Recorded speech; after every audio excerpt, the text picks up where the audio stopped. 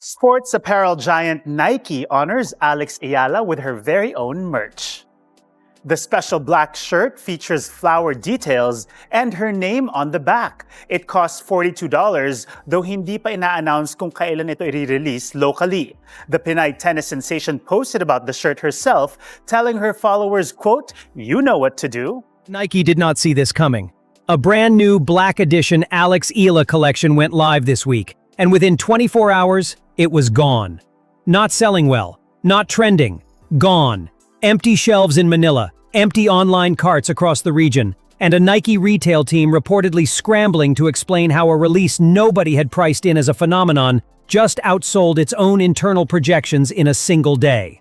This is not the Sampaguita collection that broke sales records only weeks earlier. This is something new, something darker, something that swapped the white and green heritage design for a sleek all-black aesthetic.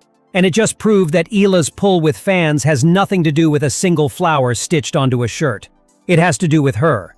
Eala mania is real. Sold out agad ang official tennis t-shirt sa isang sikat na sports apparel brand. Maliban dyan, ibinida na rin ang official kit na susuotin ni Alex sa US Open. Makakapartner ni Alex sa wild card ng mixed doubles event, si Felix Ogeralia.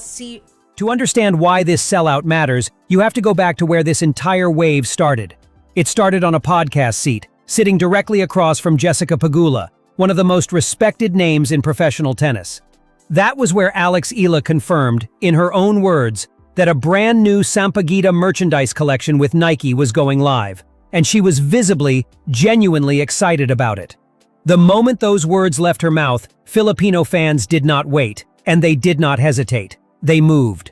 Stores across the Philippines were flooded almost immediately because this was never just a piece of merchandise.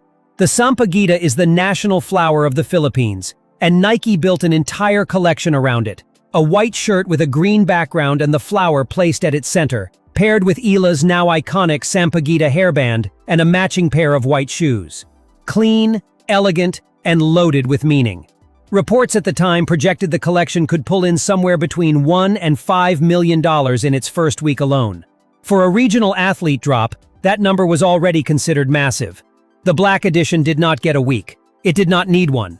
Reports from resellers and fan accounts described stock vanishing from shelves within a single day, with restock requests reportedly flooding Nike's Philippine retail partners faster than they could process them. Where Sampaguita leaned entirely on heritage and identity to move product, the black edition stripped that layer away completely. No flower, no national color palette, just a sharper, more minimalist design, and it still could not stay in stores. If Sampaguita proved that Filipino fans would show up for a design rooted in where Eala comes from, the black edition just proved they will show up for her regardless of the design at all. That is the more dangerous kind of loyalty for any brand to have on its hands, because it is not tied to a theme anymore. It is tied to the athlete herself, and themes can be replicated, but that kind of loyalty cannot be manufactured on command. None of this happened by accident, and it did not happen in isolation either. Cast your mind back to Indian Wells, where Nike first dropped hints that a renewed contract with substantially more value was coming. They built the anticipation deliberately, piece by piece, and then, just before the Miami Open, they made it official in the most spectacular way Nike knows how to operate. They confirmed a new deal with Alex Eala by opening an entire gallery dedicated to her name, a physical space built around her most iconic tennis moments, marking what was described as a historic milestone not just for her, but for the sport across all of Southeast Asia. On top of the gallery, Nike designed a custom pair of shoes specifically for her, a deeply personal gesture that signaled exactly how seriously the brand was taking this partnership. The reported terms of that deal were staggering on their own.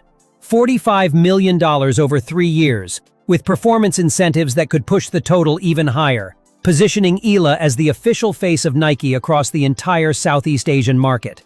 That is a level of visibility usually reserved for athletes who have spent an entire career earning it, and Eala reached it at a pace nobody in the sport was fully prepared for. Part of the reason Nike moved this fast and this decisively traces back to a mistake the industry has not forgotten.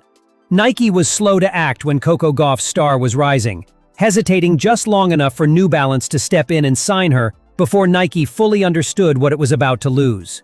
Reports have suggested that experience is exactly why Nike refused to blink even once with Eala, moving with purpose from the very first Indian Wells signals straight through to a Black Edition drop that arrived without any built-in emotional hook and still sold out anyway. Nike is no longer waiting to see if an athlete becomes worth the investment before making it. Nike is making the investment first and letting the sellouts confirm the bet after the fact.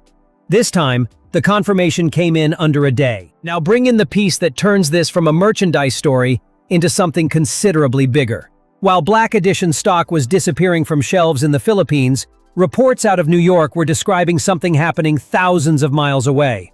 Nike billboards, reportedly climbing the sides of buildings across the city, ahead of the 2026 US Open, carrying Eala's image into a skyline that has historically belonged almost exclusively to American Grand Slam royalty. Nobody in the mainstream press has confirmed the exact placements yet. The fan photos circulating across social media this week are the closest thing anyone has to proof right now. But consider what it means if those reports hold up during the same stretch that a Black Edition shirt sold out in 24 hours. A brand does not typically buy the single most expensive advertising real estate on the planet during the exact week its own product line is flying off shelves without any additional marketing push behind it. That is not two unrelated coincidences landing in the same news cycle. That reads like one coordinated campaign, built in deliberate layers, timed to land precisely when Nike needed maximum attention, heading straight into the tournament that will determine how loud this entire story becomes. Eala walking into this US Open carries weight that goes beyond any single product drop. She is the first Filipina in history to break the WTA Top 20, and the first ever to lift a WTA 500 trophy, a title she won in Washington over Jessica Pegula after a rain-delayed final.